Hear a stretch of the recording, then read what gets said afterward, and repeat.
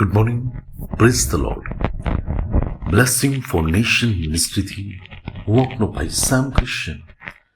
ઈશ્વર પિતાએ આજે આપણને આપેલા આજના એક નવા સુંદર દિવસે આપને પ્રભુ ઈસુ ખ્રિસ્તના નામમાં પ્રેમી સલામ પાઠવું છું. આજે આપણે ઈશ્વરના અદ્ભુત અને ખાતરીદાયક વચન પર મનન કરીશું. માર્કની લખેલી સુવાર્તા તેનો 8મો અધ્યાય અને તેની 36મી કલમ. ત્યાં પ્રભુનું વચન કહે છે, કેમ કે જો માણસ આખું જગત મેળવે ને પોતાના જીવની હાનિ પામે તો તેને શો લાભ થાય.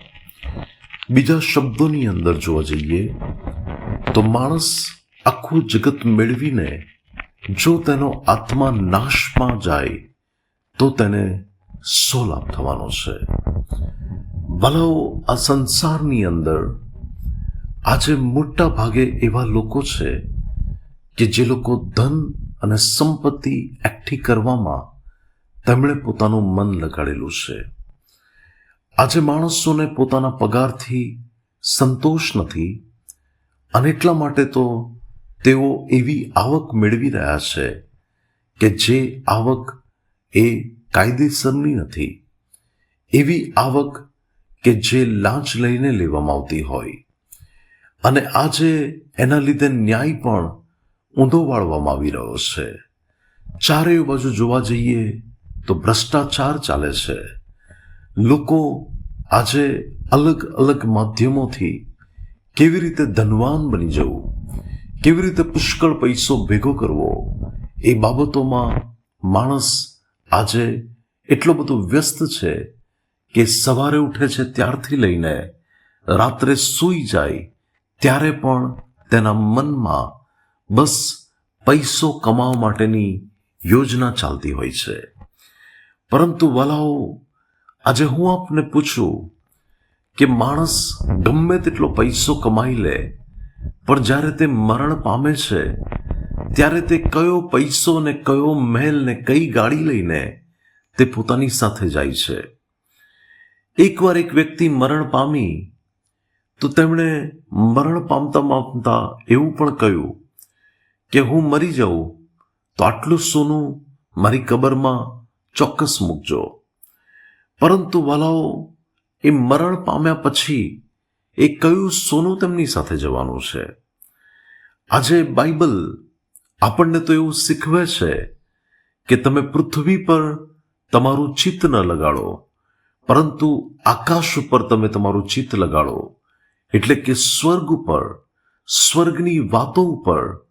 આ પૃથ્વી પર તો માણસ પોતાનું જ્યારે ચિત્ત લગાડે છે ત્યારે એમાંથી એને કોઈ જ લાભ થતો નથી.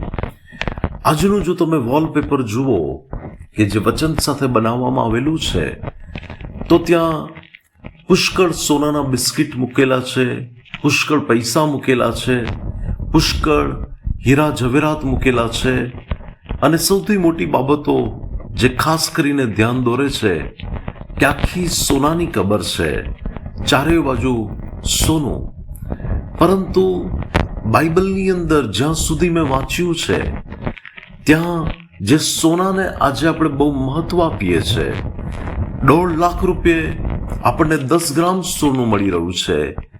પરંતુ તમે જુઓ તો બાઇબલમાં અંતિમ સમયની અંદર જ્યારે પુષ્કળ ચારેય બાજુ ભયંકર સમય હશે, સંકટનો વખત હશે, ત્યારે બાઇબલ એવું કહે છે કે લોકો પોતાનું સોનું રસ્તાઓમાં ફેંકી દેશે. એ સમયની અંદર સોનું જાણે કે કોઈ વિસાતમાં નહીં હોય એવી રીતે રઝળતું પડેલું જોવા મળશે.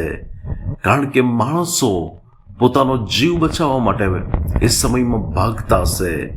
માણસો પોતાના મહેલોને છોડીને ભાગતા હશે. અને વલાઓ, આ સંસારમાં મન લગાડવા જેવું નથી. પરંતુ આપણે તો એક ધન્ય આશાની અંદર જીવી રહ્યા છે કે ભયંકર સંકટનો વખત ચાલુ થાય તે પહેલા પ્રભુ ઈસુ ખ્રિસ્ત એની મંડળીને લેવા માટે આવનાર છે. અને આપણે તો એ આગમનમાં ઉચકાઈ જવા માટેની તૈયારી કરવાની છે. બાઇબલની અંદર તમે જુઓ તો એક વ્યક્તિ કે જેના માટે લખ્યું છે કે એક શ્રીમંત માણસ હતો, પુષ્કળ એની પાસે ધન સંપત્તિ હતી, એ નિત્ય મોજ મજા કરતો હતો અને મખમલના કપડાં પહેરીને ફરતો હતો. પરંતુ એ મરણ પામ્યો, એને કબરમાં દાટવામાં આવ્યો. પરંતુ પછી પ્રભુ ઈસુ ખ્રિસ્તે લખ્યું એ બાબતોની અંદર અને એ બાબતો જણાવી કે તેણે શેઓલમાં પોતાની આંખ ઉઘાડીને તેણે વેગળેથી ઇબ્રાહીમ બાપ અને એની ગોદમાં બેઠેલા લાજરસને પારાદેશની અંદર જોયા કે જ્યાં તે લોકો સુખમાં ને શાંતિમાં છે, અને આ વ્યક્તિ પીડા ભોગવતા બૂમ પાડે છે કે ઓ ઇબ્રાહીમ બાપ, મારા પર દયા કરો, મને બચાવો, આ બળતામાં હું વેદના પામું છું. પરંતુ તેના માટે ત્યાં કોઈ પણ પ્રકારની દયા નહોતી બચી. માઇકલ જેક્સન કે જેની પાસે પુષ્કળ ધન સંપત્તિ હતી, બે બહેનો એને સુવાર્તા આપવા માટે ગઈ, પરંતુ તેણે પોતાના જીવનમાં પસ્તાવો ના કર્યો. અને જ્યારે તે 52 વર્ષની ઉંમરમાં મરણ પામ્યો કે જેને 150 વર્ષ જીવવાની ઈચ્છા હતી, એ વ્યક્તિ છેલ્લે શું લઈને ગયા? આજે પણ જુઓ, તેની કબર ઉપર એક માત્ર તકતી છે માઇકલ જેક્સન લખેલી, પરંતુ તેના આત્માનું શું? મારા ને તમારી અંદર પરમેશ્વરે જે આત્મા મૂકેલો છે, એક તો પવિત્ર આત્મા છે કે જે એના સમયમાં લઈ લેવામાં આવશે, પરંતુ જે મારો ને તમારો આત્મા છે, એ આત્માને તો એક દિવસે પ્રભુની આગળ ન્યાય માટે ઉભા રહેવાનું છે.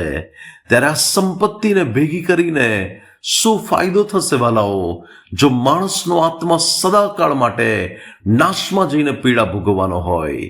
અને એટલા માટે મારે ને તમારે, મારું ને તમારું મન સ્વર્ગની બાબત ઉપર લગાવવાનું છે, પ્રભુના ભયમાં ચાલવાનું છે અને પરમેશ્વરને ગમે તેવું જીવન જીવવાનું છે. પ્રભુ આજના વચન દ્વારા આપણને આશીર્વાદિત કરે. આવો પ્રાર્થના કરીએ. સ્વર્ગીય પ્રેમી પિતા પરમેશ્વર, તમે આપેલા આજના વચનને માટે તમારો આભાર. પ્રભુ, અમે કદી પણ આ સંસાર ઉપર ને સંસારની વાતો ઉપર મન ન લગાડીએ, પરંતુ તમે પ્રભુ અમને એવી કૃપા આપો કે અમે સ્વર્ગીય બાબત ઉપર મન લગાડીને આગળ વધીએ. એવી કૃપા થવા દો. પ્રભુ ઈસુના નામે માંગીએ છીએ. Amen. May God bless you. Have a blessed day. શાલોમ.